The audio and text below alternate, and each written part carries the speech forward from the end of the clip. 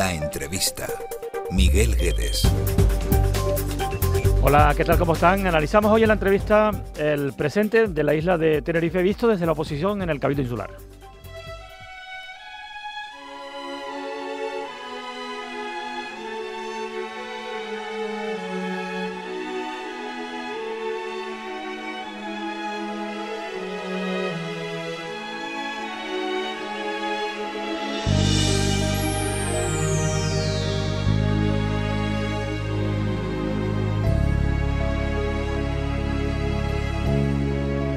Yo nací del otro lado de este mar nuestro cansado que te besa con pereza, y desde allí en la distancia me enamoró la arrogancia de tus perfiles airados.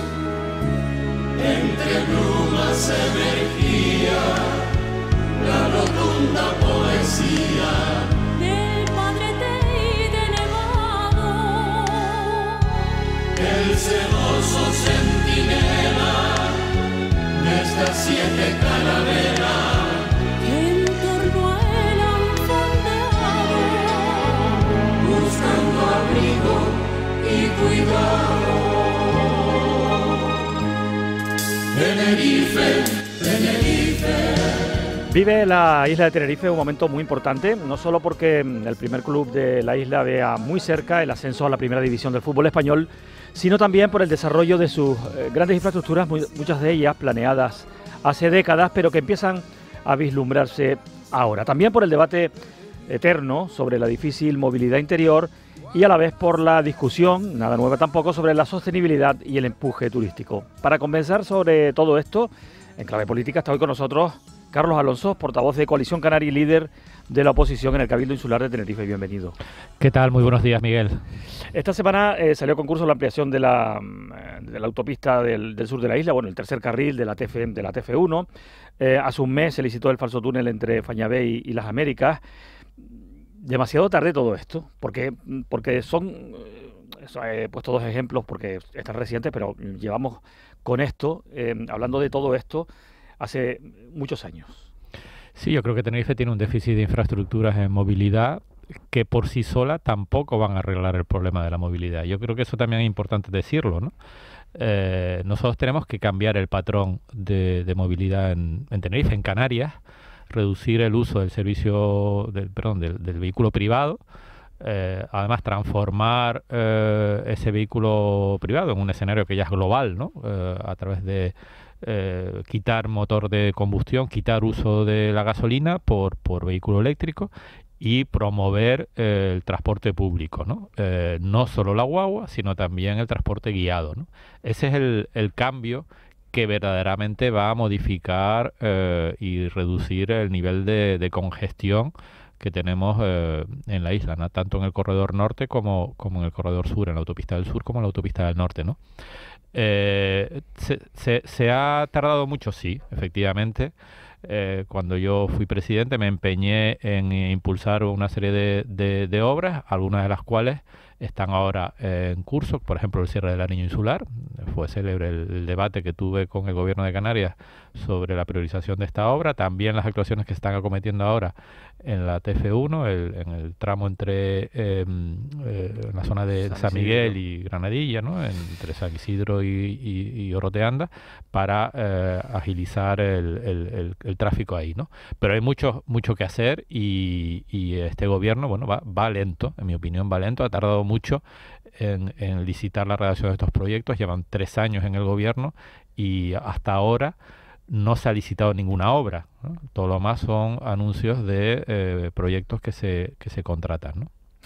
Me consta, bueno, usted lo que acaba de testiguar ahora, que para usted la cuestión de la movilidad no se traduce en kilómetros y kilómetros de carreteras y más carriles y viaductos y túneles y falsos túneles. Y en fin, y todo lo que rodea estas infraestructuras, los cruces, los enlaces, sino hay otras cosas, usted lo acaba de comentar también, el transporte guiado, que es el tren.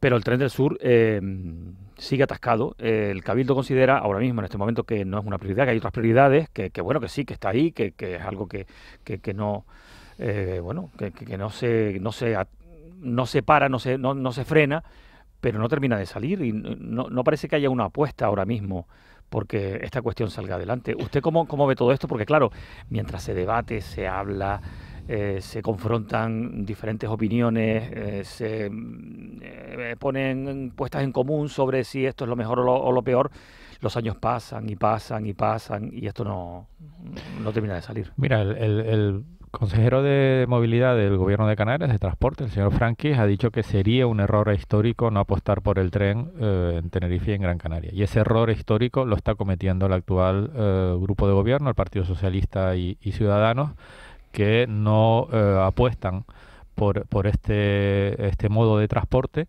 de manera decisiva, ¿no? Tú dices que no termina de avanzar, no, es que está parado. La finalización de la evaluación ambiental no se ha concluido, no se han concluido algunos de los trabajos técnicos necesarios para licitar las obras y lo más importante, teniendo posibilidad de obtener fondos de los fondos europeos, no se ha solicitado esos recursos, no se está presionando al Estado para disponer de los fondos necesarios para que el proyecto salga adelante. Vuelvo a repetir, error histórico que está cometiendo el señor Pedro Martín, básicamente porque él se apoya en un socio, que es Podemos, que no quiere el tren. No quiere el tren en Tenerife, sí lo quiere en Gran Canaria, pero no en Tenerife. Y eso lleva a que, como su gobierno es débil y fragmentado, pues no avanza suficientemente en este asunto, ¿no? Tampoco el tren de Gran Canaria avanza mucho, no se cree usted. Bueno, por lo menos hay unidad en Gran Canaria. Los partidos que aquí en Tenerife están diciendo que no, ahí dicen que sí. El PSOE dice que sí en Gran Canaria, dice que no en Tenerife. Podemos dice que sí en Gran Canaria y dice que no en Tenerife, ¿no? Esa contradicción está penalizando el proyecto del tren en Tenerife, desde luego. Hablando de movilidad, su partido, Coalición Canaria, ha pedido retirar el plan rector de uso y gestión del Parque Nacional del Teide, que por cierto limita los accesos pues al Parque Nacional, a toda la zona del Teide. ¿Me puede explicar por qué? ¿Cuáles son las razones por las que ustedes piden que se retire? Y entiendo, se le eche una pensada. Mira, empezaba la entrevista con la canción de Braulio que te coloca en el sentimiento que todos los tinerfeños tenemos en relación con el Teide, ¿no? Para nosotros es un elemento de identidad, es clave de lo que somos, ¿no? Y en la calle, el sentimiento que hay ahora respecto a ese documento que ha lanzado el PSOE al nivel del gobierno de Canarias, con el apoyo del Cabildo, es que nos quieren quitar el Teide. Ese es el sentimiento que hay en la calle. Yo no sé si es verdad o no, quiero decir que no creo que la intención del gobierno sea esa, pero ese es el sentimiento que hay. Y hoy no he oído, hoy me refiero a estos días, a nadie a favor de ese documento. Todos los colectivos, todos los expertos que están en el ámbito, por ejemplo, del deporte, en el ámbito de la agricultura, del turismo, están en contra de ese documento. Hay un debate en la calle que está protagonizado por esos sentimientos que te digo, ¿no?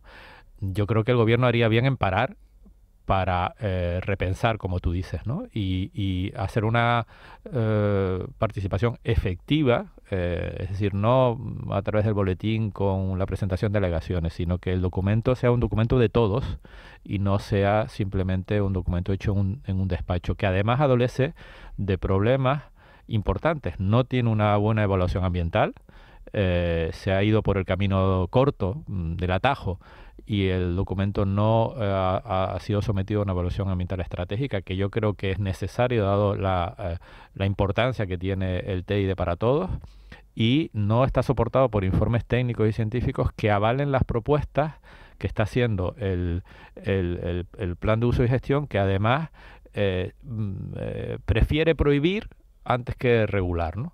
Y hay un problema también del que se está hablando poco, pero creo que es importante, es la falta de cuidado que ahora está teniendo el Teide por la falta de efectivos de control. Después de los horarios, digamos, laborales, aquellos casi como el Far West, el Teide, ¿no? Hay muchos atentados que se están produciendo en el Teide por un uso inadecuado, por falta de control. Y eso es responsabilidad directa también del Cabildo de Tenerife.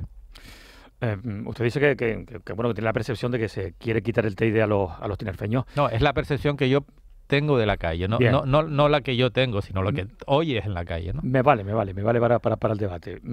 Pero ¿no acepta que se plantee esto erróneamente o no, o de una manera más o menos completa, este plan de uso, plan rector de uso y gestión, como un elemento para proteger precisamente el Teide? Usted lo acaba de decir, los fines de semana se convierte esto pues prácticamente en una película del oeste, ¿no?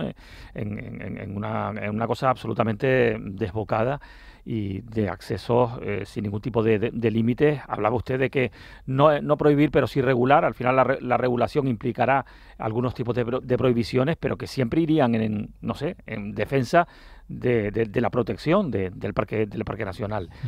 Algo habrá que hacer. Sí, pero hay que hacerlo bien, ¿no? Habrá que hacer algo porque el Teide se merece, y los tinerfeños, los ciudadanos y ciudadanas de esta isla, nos merecemos que se haga bien. Y la información pública no es participación. Y el contacto que hemos tenido durante estas semanas con los distintos colectivos montañeros, las federaciones de deporte, como por ejemplo la bicicleta que se practica en el Parque Nacional, otro tipo de actividades deportivas, los apicultores, cazadores, vamos a tener reuniones también con el sector audiovisual, que está, digamos, muy descontento con la regulación que se quiere imponer. Vamos a tener reuniones también con el sector turístico, con muchos colectivos. Ninguno se siente identificado con este documento. Todos te dicen que es un documento de mala calidad y que en el que no había una participación efectiva y que no está, no recoge digamos las propuestas que de manera sostenible, porque nosotros estamos por eso, quiere proteger el Teide, pero también hacer un uso adecuado del mismo, ¿no? Pero bueno, sí parece razonable, señor Alonso, disculpe, que se prohíba el acceso libre en coche el fin de semana de la gente. Usted está hablando de colectivos que también tendrán que utilizar algún tipo de vehículo para subir, ¿no? Salvo el caso de los ciclistas, que bueno, que llegarán hasta algún punto donde empezarán a subir también. Miguel, nosotros somos partidarios y además hicimos acciones que permitían un uso o un acceso regulado del vehículo privado y del transporte público a espacios naturales. Te pongo el ejemplo de Teno. Impusimos un modelo de acceso que ha resultado muy sostenible y que permite la combinación del uso del vehículo privado con la guagua, ¿no? También promovimos un mejor acceso y visita a Masca. Durante las nevadas promovimos, cosa que no han hecho en este mandato, un uso regulado del acceso que además funcionó muy bien.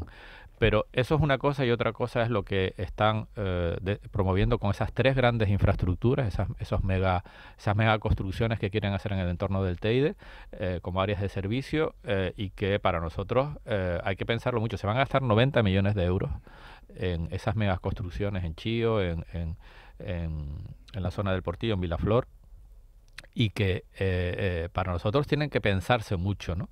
Y vuelvo a repetir, tú sabes que cuando se produjo la primera información pública, que no participación, vuelvo a repetir, información pública del documento, en este caso el documento ambiental del PRUJ, en pleno estado de alarma. O sea, yo creo que esto no es un tema que pueda resolver aisladamente alguien en un despacho. Yo creo que se tiene que elaborar de una manera colectiva, con la participación de todos los colectivos, y creo que eso ha faltado, y es lo que lleva a que haya este sentimiento en la calle, que no hemos provocado nosotros, sino que lo que estamos es recogiéndolo para llevarlo a las instituciones, y es lo que vamos a hacer la semana que viene con la presentación de una moción en el Cabildo para pedir que se devuelva el documento al gobierno y que se reinicie el proceso, que se mejore la evaluación ambiental, porque sí queremos conservar, sí queremos proteger, y para eso hay que tener estudios técnicos, científicos, y hacer una correcta evaluación ambiental, de forma que el documento sea un documento de todos, en el que participen todos y en el que sintamos que realmente el Teide es de todos, ¿no? Bueno, sobrepasamos el ecuador de la entrevista que estamos manteniendo en la radio pública con Carlos Alonso, el portavoz de Coalición Canaria en el Cabildo de Tenerife. Se ha desbloqueado, ya veremos con qué recorrido, el proyecto del circuito del motor, que también, pues la verdad, lleva bastantes décadas, algunas décadas ya dando vueltas por los despachos oficiales. ¿Le parece un primer paso a futuro o es pesimista? Porque quizá este paso haya sido un poco tímido, porque no cuenta con toda la inversión necesaria. ¿Cuál es su posición sobre toda esta cuestión? Bueno, no es un primer paso, es un paso más del proceso. Quizá importante, ¿no? Efectivamente. Darle dotación financiera, ¿no? Sí, pero te decía que no es un primer paso, es un paso más dentro de un camino efectivamente largo y en el que al final del mandato pasado se pusieron los mimbres necesarios para acometer el proyecto, ¿no? De hecho, las obras que se han ejecutado, que son las del acceso norte, se licitaron en el mandato pasado, ¿no? Y todavía, desgraciadamente, no han concluido porque han tenido problemas con la contrata. La redacción de los proyectos que se van a licitar, todavía no se han licitado, bueno, pues también hubo un trabajo intenso en el mandato pasado. En cualquier caso, nosotros lo que queremos es que esto siga adelante.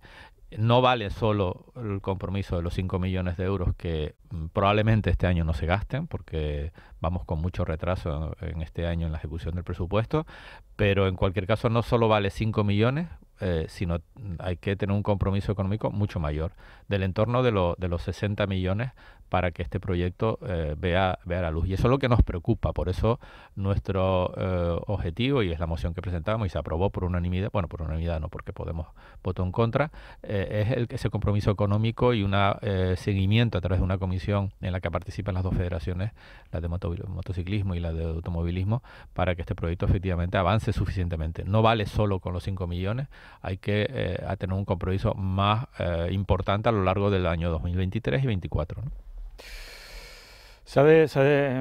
Le hablaba antes de la discusión entre el desarrollo turístico, no le digo desarrollismo, pero sí gran desarrollo turístico, y la sostenibilidad.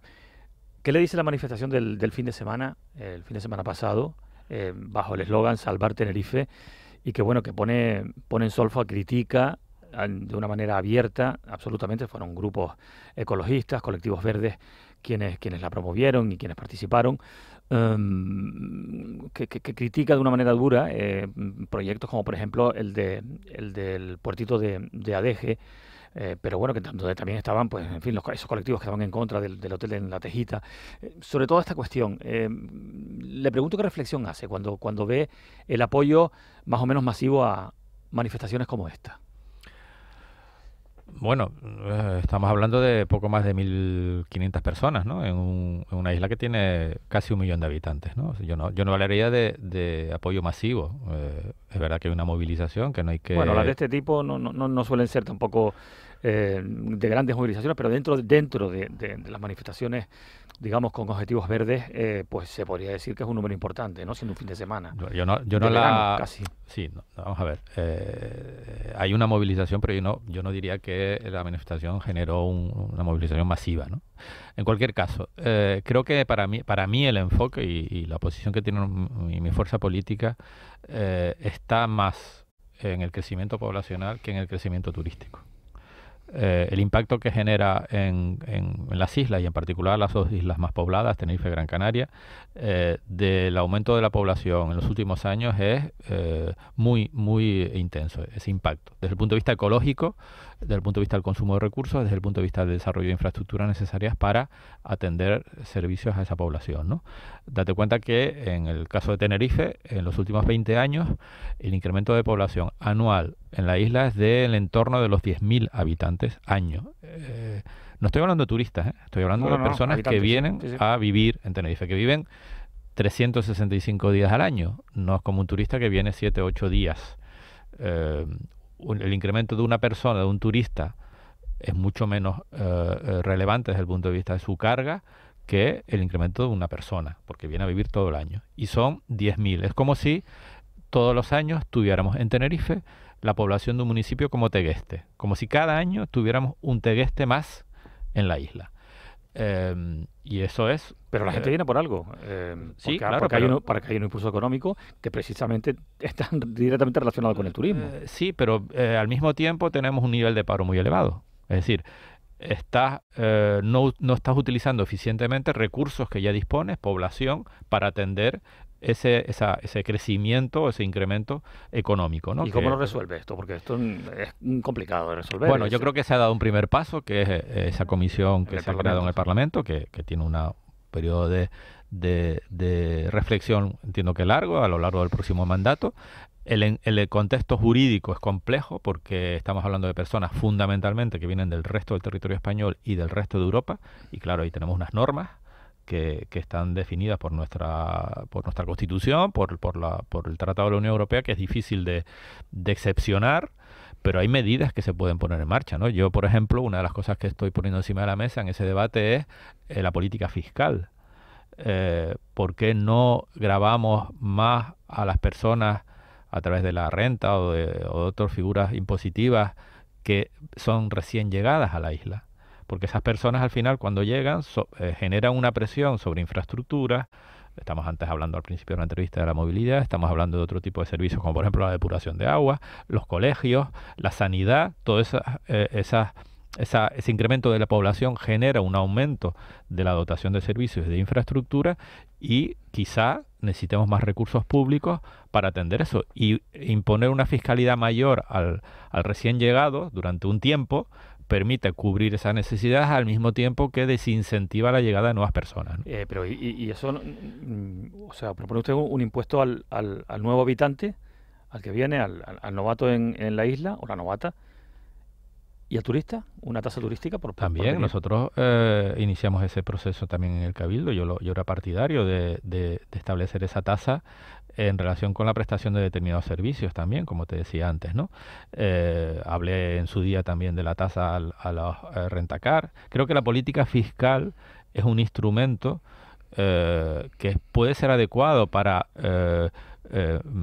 regular ese crecimiento poblacional en el contexto jurídico en el que estamos, que como te decía antes, bueno, es complejo, ¿no? Porque estamos dentro de una plataforma que es la Unión Europea, que dificulta esas restricciones a la movilidad de personas, pero a través de las políticas fiscales se puede hacer además con un objetivo o un hueco, que es toda la imposición verde, ¿no? La imposición que tiene que ver con la sostenibilidad, ¿no? En donde todos los estados están desarrollando, todos los países, políticas fiscales para gravar esa mayor carga, ese mayor impacto que hay sobre el suelo, sobre el territorio, sobre los recursos, sobre la energía, ¿no? Bueno, pues busquemos en ese debate, que yo lanzo una idea, pero eso hay que estudiarlo mucho, ¿no? Y creo que el entorno de la Comisión Parlamentaria es un buen entorno para, por ejemplo, poner encima de la mesa la política fiscal como un instrumento que ayude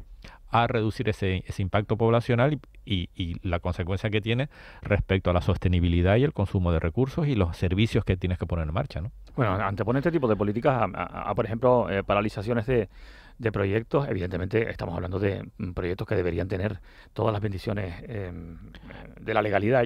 Por eso le pregunto por la decisión del Cabildo de paralizar el proyecto Cuna del Alma, el que refería antes del puertito de Adeje. Es que cuando estamos hablando de proyectos como el que tú señalabas, o el de la Tejita, o incluso te digo el de Arico, ¿no? El proyecto que también desarrollaba un complejo turístico, estamos hablando de suelos urbanos. Es verdad que rodeados de un entorno natural de gran valor, pero son suelos urbanos. Y el suelo turístico consume una parte muy pequeña de nuestro suelo, de nuestro territorio, no llega al 2%. Esos suelos urbanos tienen derechos consolidados los propietarios, que han tramitado en un marco muy restrictivo, porque así lo hemos querido, proyectos que han pasado todo un proceso de autorización y que tienen unos derechos y una seguridad jurídica que hay que respetar. Por tanto, el que al final de la carrera la presión de una manifestación de 1.500 personas obliga a parar un proyecto que tiene todos los beneplácitos de la autorización pues a mí me parece que no es razonable en el Estado de Derecho en el que estamos. Adicionalmente, porque creo que ese proyecto lo que hace sinceramente es mejorar el entorno en el que estamos. Técnicamente la manifestación se produce después de la paralización, y la paralización se produce técnicamente por la falta de un estudio patrimonial. Luego ya se verá si hay otros argumentos para seguir adelante. Sí, o no. pero ese estudio patrimonial está en sede del gobierno. Lo que ocurre, el problema que hubo es que no se trasladó al Cabildo. Pero ese documento se aprobó en el marco del proceso de autorización ambiental que el gobierno realizó de la modificación del plan general, ¿no? de ADG. Creo que debemos de apostar por la conservación de los espacios naturales, como ha hecho Canarias, reservando el 50%, pero yo, por ejemplo, me preocupo más de que por qué en el Teide a partir de las 6 de la tarde no hay control que impida que dañemos ese espacio. A lo mejor habría que hacer una manifestación sobre eso también, para que a partir de las 6 de la tarde no haya botellones, no haya carreras incontroladas. Ese tipo de cosas también habría que manifestarse, ¿no? Para cuidar lo que tenemos, que está protegido, ¿no? Está claro. Estamos terminando ya la entrevista. Lógicamente le pregunto por esa larga reflexión a la que usted mismo se ha sometido con respecto a su futuro político. Su presente está claro cuál es, pero habrá que definir el futuro. ¿Lo tiene ya más que pensado, lo que va a ser? Sí, como tú dices, es larga y por tanto muy consolidada en mi cabeza, ¿no? Es verdad que todavía estamos en los tiempos que el partido ha marcado. Ahora estamos básicamente definiendo los candidatos en el ámbito municipal en todas las islas. Recientemente en Tenerife pues se nombró el candidato de La Laguna y estamos en ese proceso durante todo este verano, ¿no? Y las candidaturas ya en el nivel insular vendrán a partir de terminado el verano, ¿no? A partir de final de septiembre, principio de octubre, cuando ya el partido pues empieza a poner nombres y apellidos, ¿no? Estamos también en el proceso de formar soluciones, ¿no? De proponer proyectos. El sábado pasado tuvimos un encuentro muy interesante con 150 expertos de distintos sectores y representantes de la sociedad civil que hicieron un número importante de propuestas en varios temas, un trabajo de casi 4 horas de manera altruista por muchas personas que querían contribuir al proyecto que queremos presentar a partir del 2023. ¿Quién va a encabezar ese proyecto? Pues lo sabremos después del verano. Pero quiere Carlos Alonso, le veo muy implicado. Mira, yo estoy hasta que esté. O sea, yo lo que no voy es a bajar los brazos porque tengo una responsabilidad y a mí la política me gusta. Y la política es conectar con la gente, proponer soluciones. No es tanto protagonizar proyectos, en mi opinión. Es sobre todo generar propuestas. Esta que te digo de la fiscalidad en relación a limitar la residencia o permitir que no haya un incremento tan importante, pues es una propuesta que he estado yo reflexionando, estudiando, y a eso es política también, ¿no? Que encabece un cartel o no, pues eso ya se verá. Yo tengo mi posición, que ya la sabes, no la voy a ocultar, que es no. Yo te lo he dicho, Miguel, varias veces aquí. Sí. Pero todavía la decisión final del partido, hasta dentro de 3 o 4 meses, no se va a saber. Le hago una pregunta que le afecta a su partido, pero creo que le afecta a todos los demás partidos también, o a la inmensa mayoría de ellos. ¿Faltan cuadros? ¿Faltan renovaciones en los partidos políticos? Porque cuesta encontrarlos, cuesta encontrar gente que se implique. Es que la política es complicada, Miguel. Es un esfuerzo muy intenso durante mucho tiempo, ¿no? Hay gente que le apasiona, ¿no? Y que está dispuesta a hacer ese esfuerzo, pero es verdad que en esta sociedad pues es difícil encontrar personas que estén dispuestos a asumir ese esfuerzo tan intenso durante mucho tiempo, ¿no? Es complicado, es muy complicado. Y es un tema que hay que reflexionar, ¿no? Y es como tú dices, de todos los partidos, ¿no? Carlos Alonso, portavoz de Coalición Canaria en el Cabildo Insular de Tenerife. Muchas gracias por venir. Muchísimas gracias a ti, Miguel. Muchísimas gracias. Un abrazo. Gracias, un abrazo.